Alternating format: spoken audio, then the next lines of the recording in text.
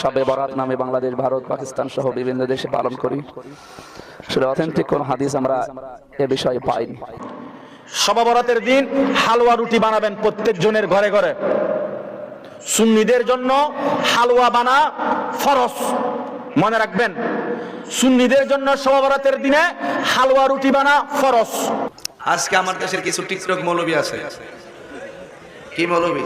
এই যে 60 বছর 64 বছর আগে দেখছেন না শবে বরাত আইলে আমার মাছ আছে হালুয়া রুটি বানাইতো। আমাদের দেশে দেখবেন খালি সোমবার না মঙ্গলবার শবে বরাত, হুজুর মঙ্গলবার না মঙ্গলবার শবে বরাত। ওরে আল্লাহ, শবে বরাতে হালুয়া রুটি, এটা নিয়ে হয় আরেক জ্বালা কিনা সহি মাসালা যদি দিতেন ভাই, হালুয়া রুটি সারা বছর খাওয়া যাবে, শবে বরাতেও খাওয়া যাবে, ওই হিসাবে আর কি। সারা আমার ভিতরে শবে বরাত ঢুকাইলো কে? বাজি আর আমার মার হালুয়া। আমরা আমার নবী যে মানুষগুলাকে শবে বরাতে মাফ করবে না আল্লাহ বলেছেন, আল্লাহ মাফ করবে না, সেই মানুষগুলার লিস্টে আমাদের নাম আছে কিনা আমরা তো সেটা দেখবো। শবে বরাতে যেই জাঁকজমকপূর্ণ একটা ইমেজ নিয়ে পালন করা হয়, ঘরে ঘরে হালুয়া রুটি বিতরণের বিষয়টা, অনেক বেশি আবাদত করা তো সমস্যা নাই, কিন্তু বিষয়টা হচ্ছে ইসলাম যে রাতকে বেশি গুরুত্বপূর্ণ বলে আমাদেরকে জানিয়েছে, আমাদের তো ওই রাতটাকেই সবচেয়ে গুরুত্বপূর্ণ হিসেবে। আসসালামু আলাইকুম ওয়া রাহমাতুল্লাহ। প্রিয় দিনী ভাই বোনেরা, আপনারা দেখলেন সুন্নি নামের এই ভণ্ডরা বলছে যে শবে বরাতে হালুয়া রুটি বানানো ফরজ। নাউজুবিল্লাহ, কে ফরজ করলো হালুয়া রুটি বানানো? দেখি সুন্নি নামের এই ভণ্ডরা কি দলিল দেয়। এবং আরো কয়েকজন আলেম রয়েছে, শবে বরাত সম্পর্কে তারা কি বলেন। চলুন আমরা ধারাবাহিকভাবে আলেমদের বক্তব্য শুনবো এবং সর্বশেষ আমি কয়েকটা হাদিস আপনাদেরকে দেখাবো।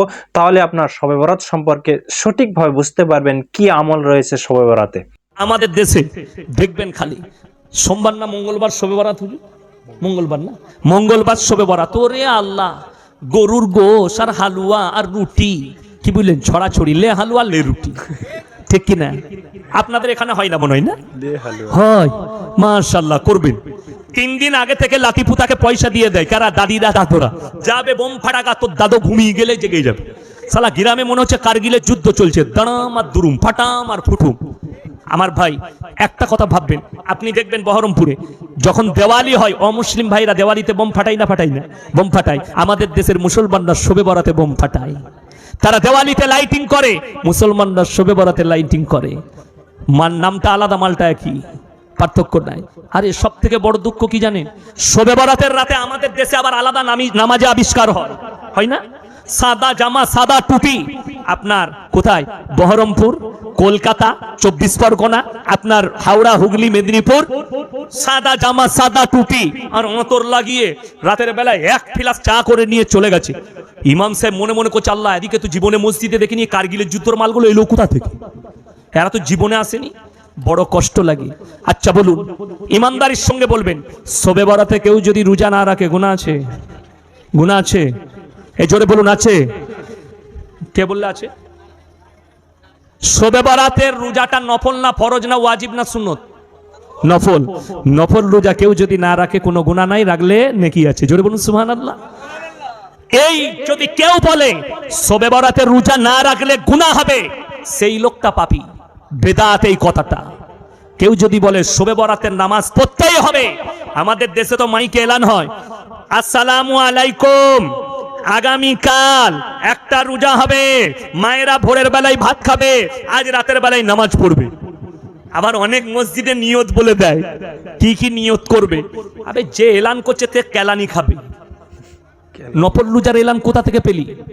তুমি জীবনে ফরজ রোজার এলান করলে না।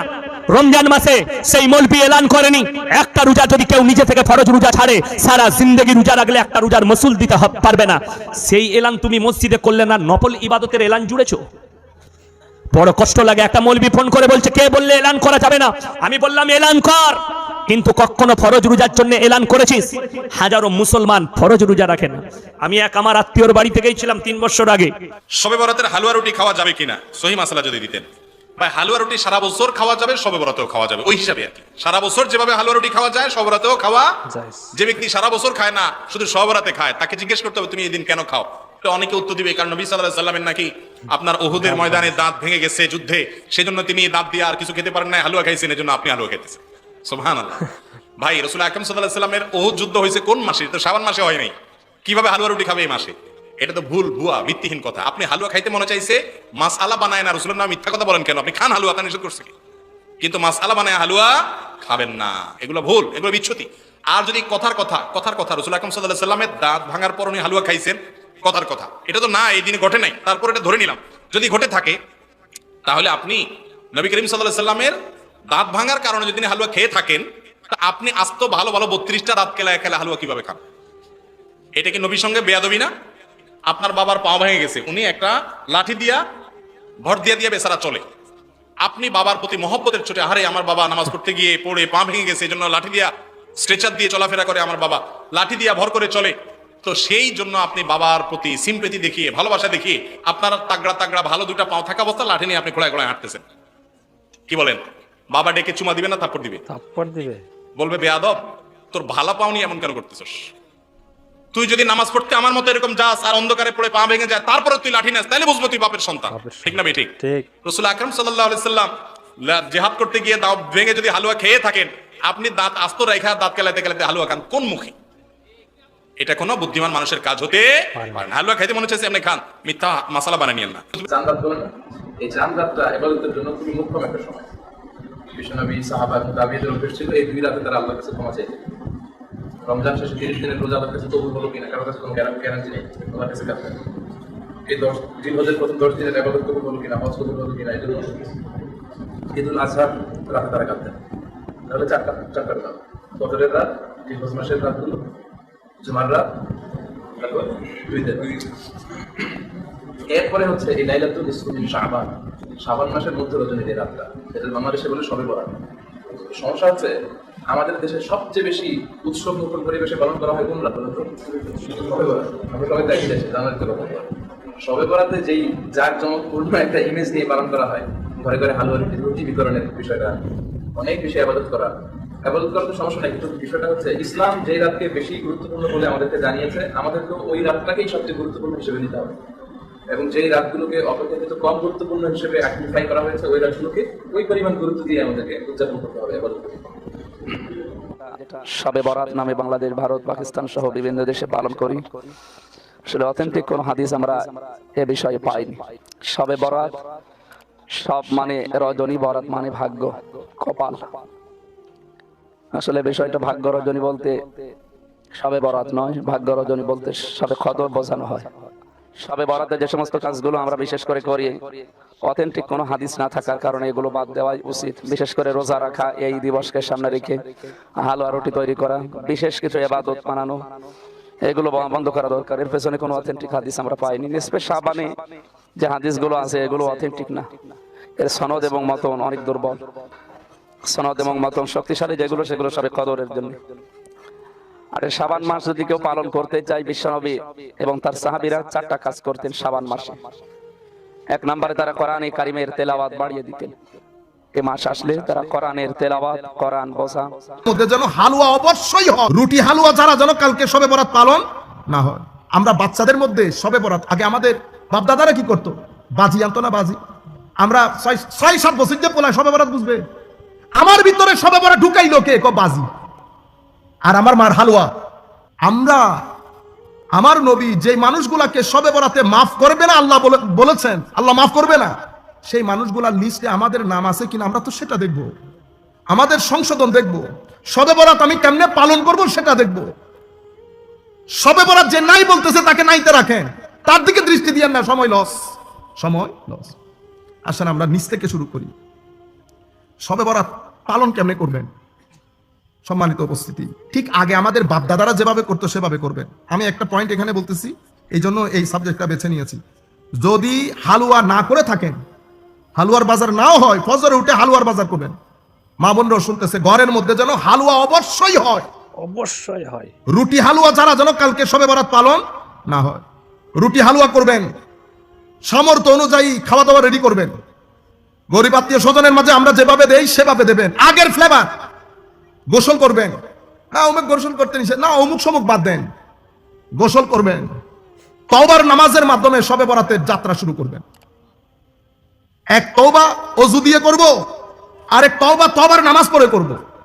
সূত্র শুরু করব পানির তওবা আর নামাজের তওবা দিয়ে। গোসল করবেন, তার আগে ঘর দুয়ার সুন্দর করবেন, বাচ্চারা যেন বুঝতে পারে আজকে শবে বরাত। যদি ঘরের মধ্যে লাইট টাইট থাকে লাইট লাগাবেন, যদি লিখে রাখতে হয় তাহলে লিখবেন আজ পবিত্র শবে বরাত। সময়ের নার বুঝেন, ডিমান্ড বুঝেন। সবে বরাতের হালুয়া রুটি, এটা নিয়ে হয় আরেক জ্বালা। হ্যাঁ, আমি আপনাদেরকে বুদ্ধি দেই, হালুয়া রুটি নিয়ে যারা বেশি মাথা কামাবে তাদেরকে হালুয়া রুটি খাওয়াবেন না, এদেরকে সবে বরাতে বিরিয়ানি খাওয়াবেন। হালুয়া রুটি নিয়ে যেহেতু তাদের এত টেনশন, হালুয়া রুটি বন্ধ, বিরিয়ানি চলবে। বিরিয়ানি যদি বিরিয়ানির বিরুদ্ধে আবার ফতোয়া দেয়, লাগাবেন ভুনা খিচুড়ি। খাওয়া দাওয়া বন্ধ হবে না। তোমার হালুয়া রুটি ভালো লাগে না, আসো গরুর গোশত দিয়ে ভাত খেয়ে যাও, খাইয়া যাও, খানা বন্ধ হবে না। আপনি যদি বলেন হ্যাঁ সবে বরাতে এই খাবারের রেওয়াজ, এই রেওয়াজ আপনারা করে ফেলেছেন, এই রেওয়াজ করা যাবে না, রেওয়াজ করলে এটা বিদআত হয়ে যাবে, এটা গুনার কাজ হয়ে যাবে। দাদু, সবে বরাতে মানুষকে খাবার দেওয়ার রেওয়াজ যদি বিদআত হয়, মসজিদের ইমাম সাহেব ইমামতি করছেন, এই ইমাম সাহেবকে মাস ব্যাপিয়া 3 বেলা খাবার মুসল্লির বাড়ি থেকে দেওয়ার রেওয়াজ, এই রেওয়াজ কোন কিতাবে আছে? এবার আপনার খাবার বন্ধ করেন, আগে রুজি কইরা খান, ইমামতি করেন, বেতন নিতে পারবেন না। ওটাও তো একটা রেওয়াজ, ওটা একটা রেওয়াজ না? ওটা তো আল্লাহ রাসূলের জামানা ছিল না, সাহাবায়ে কেরামের যুগও ছিল না। মুসল্লির বাড়ি খাবার খেয়ে ইমামতি করা বা মাস শেষে কিছু বেতন নেওয়া, এই সিস্টেমটা আল্লাহ রাসূলের জামানায় সাহাবীদের যুগে ছিল না। এটাও তো একটা রেওয়াজ। রেওয়াজ হলেই যদি নাজায়েজ হয়, ইমাম সাহেবের খাওয়ানো আগে বন্ধ, এরপরে আপনারা হালুয়া রুটি বন্ধ করবেন। সুবিধাবাদ ফতোয়া দিলে তো হবে না রে ভাই। বলবেন যে এটা কি আসলে যে হাদিস সাহেব আমরা যে হালুয়া রুটি সবে বরাত উপলক্ষে খাই বা খাওয়াই, এটা কি ইসলামের দৃষ্টিতে জায়েজ কিনা? এই ক্ষেত্রে আমি আপনাকে বলবো, ইসলামের উসুল আছে। যেহেতু লাইলাতুল বারাতে মানুষকে খাবার দেওয়ার ব্যাপারে আল্লাহ রাসূলের তরফ থেকে আদেশও নাই, আল্লাহ রাসূলের তরফ থেকে নিষেধও নাই, আদেশও নাই, নিষেধও নাই, তাহলে কোরআন এবং হাদিস এবং উসুল এই দৃষ্টিতে এটা আপনার জন্য মুবাহ, বৈধ, জায়েজ। শরীয়তের উসুল অনুযায়ী এটা কি জায়েজ, বৈধ, মুবাহ, এটা আপনার জন্য জায়েজ। আল্লাহর রাসূল এবং ফুকাহায়ে কেরামের রায় মোতাবেক শবে বরাতের হালুয়া রুটি হোক আর বিরিয়ানি হোক আর খিচুড়ি হোক, হালাল খাদ্য আপনার জন্য প্রচলন করা, খাবার দেওয়া, মেহমানদারি করা, এটা আপনার জন্য মুবাহ, বৈধ, জায়েজ। 60 দেহা দিতে 40 বছর মতো, সুবহানাল্লাহ। কোন রে আমার প্রধান মেহমানের বয়স কত? 64। মারহাবা কোন নাকি লাগা? এই যে 60 বছর 64 বছর আগে দেখছেন না সবে বরাত আইলে আমার মা চাচিরা হালুয়া রুটি বানাইতো, বাড়ি বাড়ি এই ঘরে বানায় এই ঘরে দিত। কারণ এটা হলো গুনাহ মাফের মাস, এটা আনন্দের এক নিয়ামতের মাস, কথা কোন ঠিক কিনা? হালুয়া বানায় ঘরে ঘরে দিছে। আর এখন অনেকে বলে সবে বরাতের রাত্রে বেলা এইভাবে যাইগে আনুষ্ঠানিক ভাবে নফল নামাজ পড়া, জারবাতি লাগানো মসজিদে, এরপর ইত্যাদি করা, হালুয়া রুটি, এগুলো নাকি বেদাত, এগুলো নাকি নবীর যুগে ছিল না। কেউ হালুয়া যদি 13 তারিখ খাওয়া যায়, 14 তারিখ খাইলে কি গুনাহ হইব? আরে সবে বরাত ছাড়াও তো খাওয়ান যাবে, হালাল তো সবসময় খাওয়ান যায়, কথা কোন ঠিক কিনা? এরপরে যারা এই হালুয়া রুটিকে বেদাত বলে, আনুষ্ঠানিকতা বলে, দাঁড়ি ইবাদত করব, আনুষ্ঠানিকতা আবার কি জিনিস? এটা তো আরো আনন্দের ব্যাপার, আল্লাহকে ডাক দিন, মন ফ্রেশ করে ডাক দিন, কথা কোন ঠিক কিনা বলেন? এই জন্য আমি প্রায় মাহফিলে বলি, হালুয়া রুটি যদি বেদাত কয়, এখন থেকে এই সবে বরাতের রাত্রে ফুলাও কুরমা, কিচেন চলবে, মুরগির রান চলবে, কথা কোন ঠিক কিনা? সুলকানি বন্ধ হয়ে যাবে। কোথায় কথা কও আনতাস পাও না, মরতে হবে একদিন, কবরে যাইতে হবে। আমার রাসূল বলেন, ইন্না রজব শাহরুল্লাহ ওয়া শাবান শাহরি ওয়া রমাদান শাহরু উম্মতি। নবী বলেন রজব মাসটা আমার আল্লাহর মাস, শাবান মাসটা আমি নবীর মাস, রমজান মাসটা আমার উম্মতের মাস। সুবহানাল্লাহ। রজব মাসটা আল্লাহর মাস কেন? এই রজব মাসের 26 তারিখ দিবাগত রাতে আমার আল্লাহ নবীরে মেরাজে নিয়েছেন। আর শাবান মাসটা নবীর কেন? আল্লাহ বলছেন, বন্ধুগণ আপনার উম্মতকে সবচেয়ে বেশি গুনাহ মাফ করব শাবানের 14 তারিখ দিবাগত রাতে। আর ওয়া রমাদান শাহরু উম্মতি, এই রমজান মাসটা আমাদের কেন? 11 মাসের হিসাব কিতাব ওজন হবে মিজানের পাল্লায়, আর রমজানের ওজনটা মিজানের পাল্লায় হবে না। আল্লাহ বলছেন, আস-সাওমু লি ওয়া আনা আজজি বিহি, রোজা আমার জন্য, আমি আল্লাহ নিজের হাতে রোজাদারদেরকে আমি পুরস্কার দেব। বুঝছেন নি? এই জন্য এই রমজান মাসটা সামনে আসতেছে, শাবান মাসটা চলতেছে, রজব মাসটা গিয়েছে। এই জন্য রাসূল বলতেন, আল্লাহুম্মা বারিক লানা ফি রজব ওয়া শাবানা ওয়া বাল্লিগনা ইলা রমাদান। হে আল্লাহ, আপনি আমাকে রমজান এবং আপনি আমাদেরকে রজব এবং শাবান মাসে বরকত দেন। ওয়া রমাদান শাহরু, রমজান মাস যেহেতু আসতেছে, সবে বরাত যখন আসতেছে, এই ব্যাপারে কথা না বললে তো হক আদায়। জাযাকাল্লাহ খায়রান। প্রিয় দিনী ভাই বোনেরা, আপনারা জানা সম্পূর্ণ ভিডিও দেখেছেন, আল্লাহ আপনাদের জ্ঞানে বরকত দান করুক। দেখেন একটা হাদিস আপনারা দেখেন, লক্ষ্য করেন, আয়েশা রাদিয়াল্লাহু তাআলা বলেন, আমি রাসূল সাল্লাল্লাহু আলাইহি সাল্লামকে রমজান ব্যতীত অন্য কোনো মাসে শাবানের ন্যায় এত অধিক সিয়াম পালন করতে দেখিনি। তার থেকে অন্য বর্ণনা এসেছে, রাসূল সাল্লাল্লাহু আলাইহি সাল্লাম শাবানের শেষের দিক মাত্র কয়েকদিন সিয়াম পরিত্যাগ করতেন।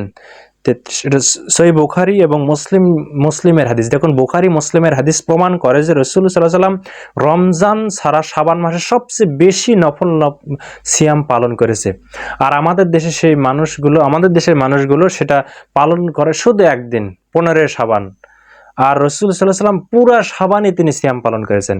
আমি এর আগে আমি কয়েকটা ভিডিও দিয়েছি, সেখানে আমি 16 জন আলেমের মতামত তুলে ধরেছি।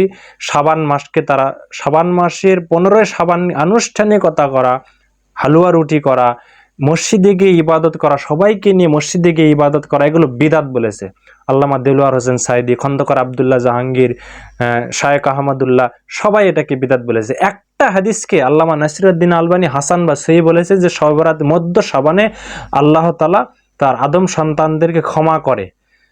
2 শ্রেণীর মানুষকে আল্লাহ ক্ষমা করেন না, যাদের অন্তরে হিংসা রয়েছে এবং যারা শিরিক করে। তাছাড়া সবাইকে আল্লাহ ক্ষমা করে। একটা হাদিস যদি সহি ধরে নেওয়া যায়, বাকি আর কোনো আমলের হাদিসই সহি সূত্রে প্রমাণিত নয়। একটা হাদিস যদি সহি ধরে নেওয়া যায়, এই হাদিসে কোথাও নেই যে হালুয়া রুটি করতে হবে, মিলাদ মাহফিল করতে হবে, 10 রাকাত 12 রাকাত 100 রাকাত নামাজ আদায় করতে হবে, এইরকম কোনো হাদিস নেই। আমি এর আগে ভিডিওতে 16 জন আলেমের বক্তব্য তুলে ধরেছি, সেখানে রেজাউল করিম আবরার পর্যন্ত বলেছে যে এই রাতে গোসল করা, বিশেষ 12 রাকাত নামাজ পড়া, এগুলো বিদআত। ওই ভিডিওর লিঙ্ক আমার এই ভিডিওর ডিসক্রিপশনে দেব, সেই ভিডিও দেখলে আপনারা বুঝতে পারবেন। শাবান মাসে আপনারা বেশি বেশি সিয়াম পালন করুন, বেশি বেশি সিয়াম পালন করুন। এ ব্যাপারে রাসূল সাল্লাল্লাহু আলাইহি ওয়াসাল্লামকে জিজ্ঞাসা করা হয়েছিল, আল্লাহ রাসূল আপনি শাবান মাসে বেশি বেশি সিয়াম পালন করেন কেন? তিনি বললেন যে আদম সন্তানের সারা বছরের পাপ নেকি আল্লাহর কাছে পেশ করা হয় শাবান মাসে। শাবান মাসে কোন দিন তিনি জানতেন না। তো আমার নেকিটা যখন আল্লাহর কাছে দেওয়া হবে, আল্লাহ দেখুক যে আমি সিয়াম আছি, তিনি এই জন্য বেশি বেশি সিয়াম পালন করতেন। আর শাবান মাসে মানুষকে ক্ষমা করে। আপনার অন্তরে যদি শিরিক থাকে, হিংসা থাকে, আল্লাহ আপনাকে ক্ষমা করবেন না। আপনি শিরিক মুক্ত হন, হিংসা মুক্ত হন, আপনি ঘুমিয়ে থাকলেও আপনাকে ক্ষমা করবে। এই কথা বলেছে খন্দকার আব্দুল্লাহ জাহাঙ্গীর। আপনাকে ইবাদতেই কাটাতে হবে এ কথা নয়, বিশেষ কোনো নামাজ নেই। প্রতি রাতে মানুষ যেভাবে তাহাজ্জুদ পড়ে, তওবা ইস্তেগফার পড়ে, এইভাবেই তারা এই রাতেও কাটাবে। হালুয়া রুটি তো প্রশ্নই আসে না। রাসূল সাল্লাল্লাহু আলাইহি ওয়াসাল্লামের যুগে, সাহাবা একরামের যুগে কোনো যুগেই হালুয়া রুটি ছিল না। তারা বলছে যে রাসূল সাল্লাল্লাহু আলাইহি ওয়াসাল্লাম দাঁত ভেঙেছে বলে আমরা হালুয়া রুটি খাই, অথচ রাসূল সাল্লাল্লাহু আলাইহি ওয়াসাল্লাম দাঁত ভেঙেছে শাওয়াল মাসে, আর আপনারা হালুয়া রুটি খাচ্ছেন শাবান মাসে। যেটা শায়েখ আহমদুল্লাহ বললেন যে আপনার বাবার পাও ভেঙে গেছে, তা আপনিও যদি ছেলে হয়ে লাঠি, ভালো পাওলে লাঠি নিয়ে ঘুরে বেড়ান, তা আপনার বাবাকে তো আপনি ব্যঙ্গ করলেন। আপনি ভালো দাঁত দিয়ে হালুয়া রুটি খাচ্ছেন, মানে আপনি রাসূল সাল্লাল্লাহু আলাইহি ওয়াসাল্লামকে ব্যঙ্গ করেছেন। আশা করি আপনারা জ্ঞানী মানুষ বুঝতে পেরেছেন। তো এ ব্যাপারে আমার ওই ভিডিওটা দেখলে শবে বরাত সম্পর্কে স্পষ্ট বুঝতে পারবেন। দেখা হবে পরবর্তী কোনো ভিডিওতে। আল্লাহ আপনাদেরকে ভালো রাখুক। আসসালামু আলাইকুম ওয়া রাহমাতুল্লাহ।